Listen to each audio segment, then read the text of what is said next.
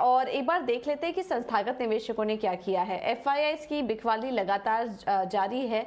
1513 करोड़ की बिकवाली करके गए हैं, लेकिन ये इस आंकड़े में हम देख रहे हैं कि थोड़ी कमी यहाँ पर देखने को मिली। जिस तरह की बिकवाली हम पिछले काफी समय से देख रहे थे तो वहां पर थोड़ी कमी आई है। घरेलू निवेशकों के आंकड़ों की बात करेंगे तो वहां पर खरीदारी जारी है और 1625 करोड़ की खरीदारी डीआईआईज कैश मार्केट में करके गए। इंडेक्स फ्यूचर में भी जो आंकड़ा है वो 872 करोड़ की बिकवाली का है, तो ये ज्यादा कुछ बड़ा नहीं है। इंडेक्स ऑप्शन में एफआईआईज की तरफ से खरीदारी का आंकड़ा निकल कर आ रहा है। करीब 2390 करोड़ से ज्यादा की खरीदारी इंडेक्स ऑप्शन में एफआईआईज करके गए हैं। तो यहाँ से भी जो आंकड़े दिखाई दे रहे हैं वो भी ठीक ही ठाक हैं। बट आज का बाजार कैसा रह सकता है, किस तरह से ट्रेड ले निफ्टी और बैंक निफ्टी में, ये समझ लेते हैं। और सेंट्रम ब्रोकिंग के नीलेश जैन इस वक्त हमारे साथ मौजूद हैं। Nilesh, good morning, thank you so much इटीना स्वदेश को समय देने के लिए। क्या करें आज निफ्टी और बैंक निफ्टी में, संकेत तो अच्छे नहीं मिल रहे। Very good morning to you Pooja. देखिए, कल के सेशन में एक पुल बैक देखने को मिला था। वो एक पुल बैक जो था वो वीकली एक्सपायरी के चलते हमें शॉर्ट कवरिंग के चलते देखने को मिला था, और एक सस्टेनेबल पुल बैक मैं कहूँगा वो नहीं था, बिकॉज ओवरऑल जो मेजर स्ट्रक्चर है वो अभी भी कहीं ना कहीं एक कॉशियस स्टैंस इंडिकेट कर रहा है। और जिस हिसाब से आज के सेशन में भी एक 200 पॉइंट गैप डाउन की संभावनाएं नजर आती है, उस हिसाब से निफ्टी फिर से 16,300 के नीचे ओपन होने की तैयारी करेगा। अगर वैसा होता है तो हमें फिर से अनवाइंडिंग देखने को मिलेगी। जो कल हमने पुट राइजिंग देखने को मिली थी 16,400 16,300 में, तो वहां से पुट अनवाइंडिंग होगी। अगर वैसा होता है तो डेफिनेटली और हमें दबाव देखने को मिल सकता है। तो निफ्टी में हमें 16,250 से लेके 16,200 तक के लेवल अगले सप्ताह तक देखने को मिल सकता है। हो सकता है आज के सेशन में भी देखने को मिल जाए। तो डेफिनेटली बिकवाली की ही सलाह होगी निफ्टी इंडेक्स पे। अगर ऊपरी स्तरों पर 16,500 का लेवल देखे तो जब तक वो लेवल पार नहीं होता है तो उसी पर्टिकुलर लेवल को एज ए स्टॉप लॉस मान के बिकवाली करके चलना चाहिए। और निचले स्तरों पर 16,250 से 16,200 के टारगेट होंगे। बैंक निफ्टी का अगर हम ओवरऑल स्ट्रक्चर देखें तो 35,500 ये एक मेजर हर्डल है। जब तक वो लेवल पार नहीं होता है बैंक निफ्टी में भी बिकवाली करके चल सकते हैं। निचले स्तरों पर 34,600 से लेके 34,400 तक के लेवल हमें देखने को मिल सकते हैं। तो ओवरऑल स्ट्रक्चर उतना अच्छा अभी फिलहाल नजर नहीं आ रहा है। दोनों ही निफ्टी और बैंक निफ्टी वीक नजर आ रहे हैं।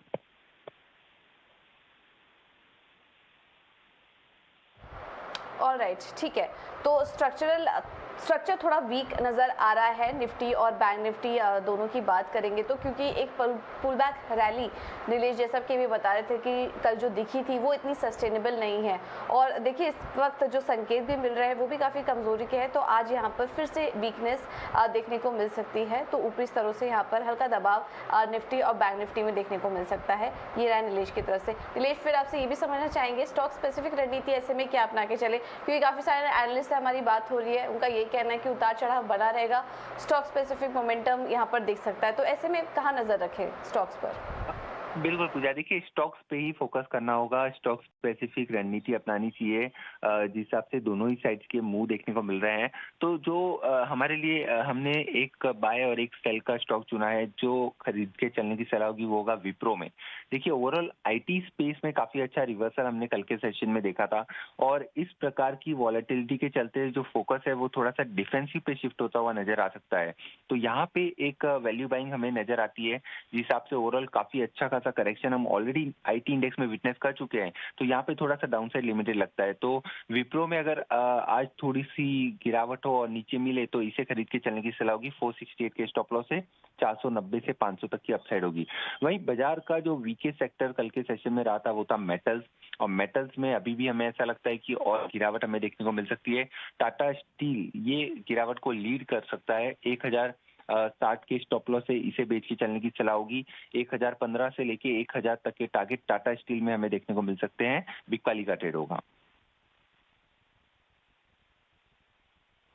ओके, तो ये दो स्टॉक्स हैं आज के लिए। विप्रो में खरीदारी करके चल सकते हैं 490 के टारगेट के लिए। टाटा स्टील में बिकवाली की राय 1015 के लक्ष्य यहाँ पर भी देखने को मिल सकता है। नीलेश, बहुत बहुत धन्यवाद आपका समय देने के लिए और ये रणनीति स्टॉक स्पेसिफिक आइडियाज़ भी हमें सुझाने के लिए।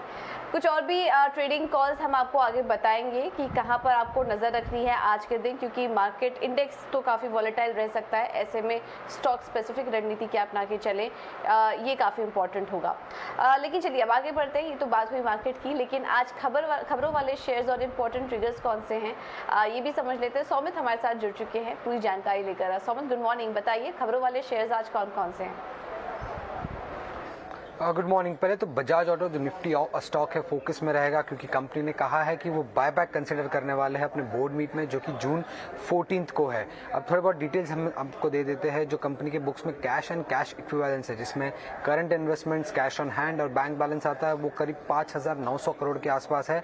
और अगर हम नॉन करंट इन्वेस्टमेंट्स को इंक्लूड करते हैं, जो कि गवर्नमेंट बॉन्ड्स और म्यूचुअल फंड्स में है, तो जो कंपनी का टोटल कैश इन हैंड है वो करीब 20,000 करोड़ तक बढ़ जाता है। तो अच्छा खासा एक बायबैक अनाउंसमेंट आने की एक्सपेक्टेशंस है स्ट्रीट को, क्योंकि कंपनी के बुक्स में काफी स्ट्रॉन्ग कैश बैलेंस रहा है। उसके अलावा अगर हम देखते हैं तो आईएफएल फाइनेंस ये स्टॉक फोकस में रहेगा, क्योंकि कल कंपनी ने ये कहा है कि कंपनी की एक सब्सिडी, होल्डी ओन सब्सिडी जो आईएफएल होम लोन का यूनिट है, उसमें अबू धाबी इन्वेस्टमेंट अथॉरिटी ने करीब 2,200 करोड़ का इन्वेस्टमेंट करने का बात किया है, और ये उन लोग 20% स्टेक के लिए कर रहे हैं। तो अगर हम रिवर्स कैलकुलेशन करते हैं तो इसका मतलब ये हो जाता है कि जो होम लोन यूनिट है उसका वैल्यूएशन करीब 11,000 करोड़ के आसपास पड़ रहा है। और अगर आप आईएफएल फाइनेंस का मार्केट कैपिटलाइजेशन आज के टाइम पे देखते हैं तो सिर्फ 12,500 करोड़ का है। और याद रखिएगा आईएफएल होम फाइनेंस का जो एयूएम कंट्रीब्यूशन है उनके टोटल एयूएम में, वो सिर्फ 35% का है। तो काइंड ऑफ री रेटिंग हमें देखने को मिल सकता है आईएफएल फाइनेंस में, क्योंकि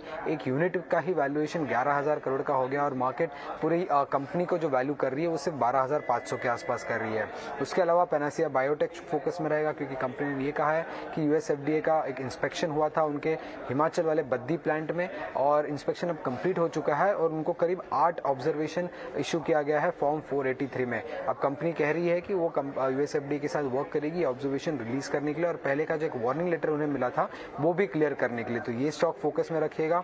उसके अलावा वेल्सपन एंटरप्राइज कंपनी ने कहा है कि उन्होंने एक डेफिनेटिव अग्रीमेंट साइन किया है एक्टिस हाईवे इंफ्रा के साथ, जहां पे वो अपने 4 हाईवे पोर्टफोलियोज को बेचने वाले हैं। और ये जो कंबाइंड एंटरप्राइज वैल्यू पड़ा है इसका, वो करीब 6,000 करोड़ का है। कंपनी ये भी कह रही है कि ये 6,000 करोड़ में 3,600 करीब डेट के आसपास है और बाकी का इक्विटी कॉन्ट्रीब्यूशन है। और उन्होंने ये भी कहा है कि 3,000 करोड़ का कुछ रिसीवेबल्स आ सकते हैं एनएचआई से कंप्लीशन बोनस के हिसाब से, वो इंक्लूडेड नहीं है ईवी पे। तो अगर आप टोटल ईवी वैल्यूएशन देख लेंगे इस पोर्टफोलियो का जो उन्होंने बेचा है, वो करीब 9,000 करोड़ के आसपास हो सकता है। उसके अलावा डॉक्टर रेड्डीज फोकस में रहेगा, क्योंकि कंपनी के सब्सिडी ने एक ऑरिगन डिस्कवरी टेक्नोलॉजीज ओलेमा फार्मास्यूटिकल्स में के साथ कोलैबोरेशन किया है कैंसर थेरेपी के लिए। एचडीएफसी फोकस में रहेगा, क्योंकि एनबीएफसी ने अपना जो रिटेल प्राइम लेंडिंग रेट है वो 50 बेसिस पॉइंट से बढ़ा दिया है। और आखिर में अगर हम देखें तो इमामी स्टॉक भी फोकस में रहेगा, क्योंकि कंपनी के प्रमोटर ने प्लेज रिलीज किया है करीब 24 लाख शेयर्स पे। ऑलराइट, तो ये कुछ अहम खबरें निकल कर आ रही हैं जहां पर कि आज आपको नजर रखनी। बहुत शुक्रिया सौमित, ये सारी भी जानकारी का। स्पेशली बजाज ऑटो भी देखिए, हमने आपको कुछ दिन पहले ही इस पर एक पूरी रिसर्च करके बताई थी कि कंपनी की कैश बुक काफ़ी स्ट्रॉन्ग है और अगले कुछ ही दिनों में कंपनी बायबैक अनाउंस कर सकती है। ऐसा कुछ हिस्ट्री में पहले कभी हुआ नहीं था। देखिए पहला बायबैक आ रहा है बजाज ऑटो की तरफ से, जिस पर हमारी नज़र रहेगी। 31 मार्च को कंपनी के पास करीब 5,926 करोड़ का कैश भी था, और इसकी जानकारी इससे जुड़ी पूरी रिसर्च हमने आपको पहले ही ईटी नाउ स्वदेश पर बता दी थी। इसके अलावा भी काफ़ी सारे स्टॉक्स हैं, IFL Finance, Panacea Biotech, Welspun Enterprises जैसे स्टॉक्स हैं खबरों के चलते, जहां पर कि आज एक्शन देखने को मिल सकता है। चलिए आगे बढ़ते हैं। इक्विटी मार्केट का पूरा एक्शन हमने समझा, लेकिन कमोडिटी मार्केट में आज किस तरह से ट्रेड करें ये भी जान लेते हैं। और रणनीति बताने के लिए आईएफएल सिक्योरिटीज के अनुज गुप्ता इस वक्त हमारे साथ जुड़ चुके हैं। अनुज गुड मॉर्निंग, क्या कैसे करें आज कमोडिटी में ट्रेड? सबसे पहले तो गोल्ड और सिल्वर पर राय दीजिए, वहां पर क्या करें? Good morning. देखिए गोल्ड सिल्वर में देखिए तो मार्केट एक रेंज में ट्रेड करता हुआ दिख रहा है। गोल्ड और सिल्वर काफी टाइट रेंज में ट्रेड करता हुआ दिखाई दिया है। यहाँ पे जिस तरीके से क्रूड के भाव बढ़े हैं, हमें लगता है कि गोल्ड और सिल्वर में बाय ऑन डिप्स की स्ट्रेटेजी हो सकती है। गोल्ड में करीबन 50,900 में खरीदारी करें, 50,700 का स्टॉप लॉस लगाएं, टारगेट 51,400 तक हो सकता है। सिल्वर के अंदर भी करीबन 61,000 के आसपास खरीदारी कर सकते हैं, स्टॉप लॉस 60,450 का लगाएं, टारगेट 62,000 तक हो सकता है। हमें लगता है कि लोअर लेवल पर इन्फ्लेशन की वजह से और यूएस के खराब आंकड़े आने की वजह से खरीदारी का रेट गोल्ड एंड सिल्वर में देखने को मिल सकता है।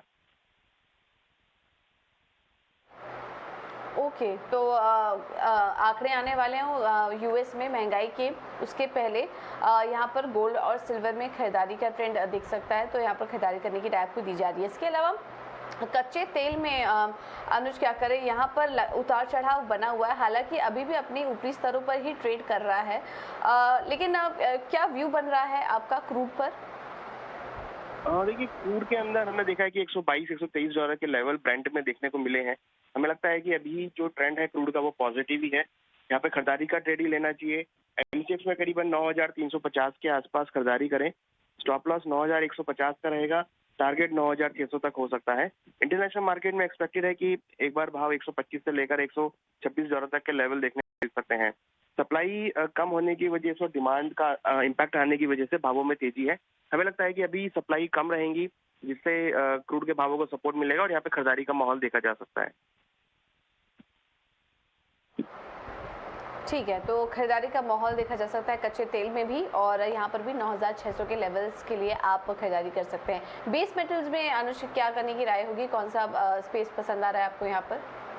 बेस मेटल में देखिए, कॉपर एक काफी अट्रैक्टिव कमोडिटी है और हमने यहाँ पर भी एक पॉजिटिव बायसनेस आते हुए देखी है।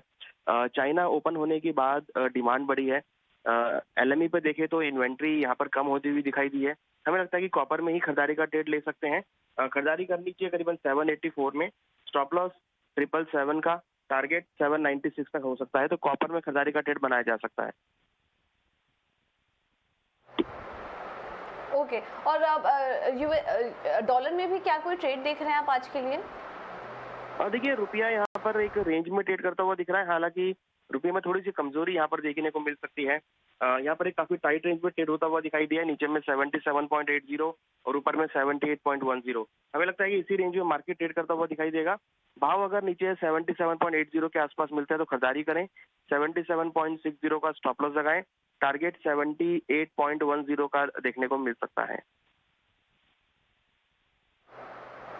ओके, बहुत बहुत शुक्रिया अनुज हमारे साथ जुड़ने के लिए और ये तमाम रणनीति सुझाने के लिए। तो रुपए में देखिए वीकनेस और बढ़ सकती है। कल ऑलरेडी हमने देखा था कि 77.81 का लेवल छुआ था रुपये ने, और यहाँ पर वीकनेस और बढ़ सकती है और 78.10 के लेवल्स भी यहाँ पर देखने को मिल सकते हैं। तो आप रुपये डॉलर में ये ट्रेड ले सकते हैं खरीदारी करने का 78.10 के लेवल्स के लिए, और स्टॉप लॉस होगा 77.60 का। इसके अलावा सोने चांदी में भी आज खरीदारी करने की राय दी जा रही है। अगर आंकड़े आते हैं और नेगेटिव सरप्राइज यहाँ पर कुछ नेगेटिव सरप्राइज देखने को मिलता है सीपीआई महंगाई सीपीआई के आंकड़ों में, तो उसका असर मार्केट में पड़ेगा और उसके चलते सोने चांदी में तेजी देखने को मिल सकती है। उसके पहले आप ट्रेड भी ले सकते हैं खरीदारी का। सोने में जो टारगेट दिखाई दे रहे हैं वो 51,400 के हैं, और चांदी में 62,000 के लक्ष्य के लिए आप यहाँ पर खरीदारी कर सकते हैं। इसके अलावा बेस मेटल्स में भी एमसीएक्स कॉपर पर खरीदारी करने की राय 795 में, और कच्चे तेल में भी आपको रणनीति सुझा दी गई है। तो ये था कमोडिटी मार्केट का एक्शन। अब आगे बढ़ते हैं और ये भी समझ लेते हैं कि ब्रोकरेज हाउस रेडा पर कौन कौन से स्टॉक्स हैं, क्या कह रही हैं ब्रोकरेज हाउस, और ममाक्षी हमारे साथ जुड़ चुके हैं पूरी जानकारी लेकर। ममाक्षी बताइए, ब्रोकरेज हाउस कहाँ पर है? शुरुआत करते हैं हम श्रीराम ट्रांसपोर्ट से। तो क्रेडिट स्विस ने आउट परफॉर्म की राय बरकरार रखी और लक्ष्य रखा 1,500 प्रति शेयर का। स्ट्रेस लोन्स पर जो प्रोविजनिंग कवरेज रेशियो है वो 12 परसेंटेज पॉइंट से बड़ा है। मर्जर प्रोसेस भी ट्रैक पर है और जो वैल्यूएशन के लिहाज से जो रिस्क रिवॉर्ड रेशियो है वो भी काफ़ी आकर्षक नज़र आ रहा है। सीवी की अप साइकिल के चलते उन्होंने आउट परफॉर्म की राय बरकरार रखी। इसके अलावा सीएलएसए ने एनबीएफसी शेयरों पर अपनी राय दी है। उनकी टॉप पिक है एमएनएम फाइनेंस। उन्होंने बजाज फाइनेंस पर बिकवाली की राय बरकरार रखी और मुथूट पर अंडर परफॉर्म की राय बरकरार रखी। बढ़ते ऑपरेटिंग एक्सपेंस और राइजिंग रेट्स के कारण ये की कंसर्न है आगे जाते हुए। हालांकि असेट क्वालिटी में मजबूती जारी है और इसी के चलते सीएलएसए ने एनबीएफसी शेयरों पर अपनी राय दी है। और आखिर में क्रेडिट स्विस ने इंडिगो पर आउट परफॉर्म की राय बरकरार रखी और लक्ष्य रखा 2,200 प्रति शेयर का। जून के महीने में यील्ड्स की मजबूती बरकरार रही और बढ़ते क्रूड दाम के बावजूद कंपनी में अच्छी प्रॉफिटेबिलिटी नजर आ रही है। इसके अलावा पैसेंजर काउंट भी प्री कोविड लेवल को टच कर रहे हैं और क्रेडिट स्विस ने आउट परफॉर्म की राय बरकरार रखी इंडिगो पर। ओके, बहुत बहुत शुक्रिया वामाक्षी आपका ये सारी जानकारी देने के लिए। तो श्रीराम ट्रांसपोर्ट पर देखिए आज कुछ काफ़ी पॉजिटिव कमेंट्स निकल कर आ रहे हैं। रिस्क रिवॉर्ड इन स्तरों पर आकर्षक है और स्ट्रेस्ड लोन जो हैं वो प्री कोविड लेवल से 18% नीचे आ चुके हैं। ये एक काफ़ी पॉजिटिव बात निकल कर आई है इस रिपोर्ट में। NBFC पर भी जो कवरेज आई है उसमें देखिए टॉप पिक जो बताया जा रहा है वो महिंद्रा महिंद्रा फाइनेंस को बताया जा रहा है। तो यहाँ पर नजर रखिए, बजाज फाइनेंस में बिकवाली करने की राय दी जा रही है, मुथूट फाइनेंस पर अंडर परफॉर्म की राय आ रही है। तो लेकिन M&M फाइनेंस पर ये पॉजिटिव नजर आ रहे हैं CLA से। और इसके अलावा इंडिगो पर भी आज 2200 के लक्ष्य देखने को 2200 के लक्ष्य यहाँ पर दिए जा रहे हैं क्रेडिट स्विस की तरफ से। तो ये कुछ ब्रोकरेज हाउस की रिपोर्ट आई है और इसका भी इम्पैक्ट हम देखेंगे कि आज दिन भर बाजार में देखने को मिलेगा। चलिए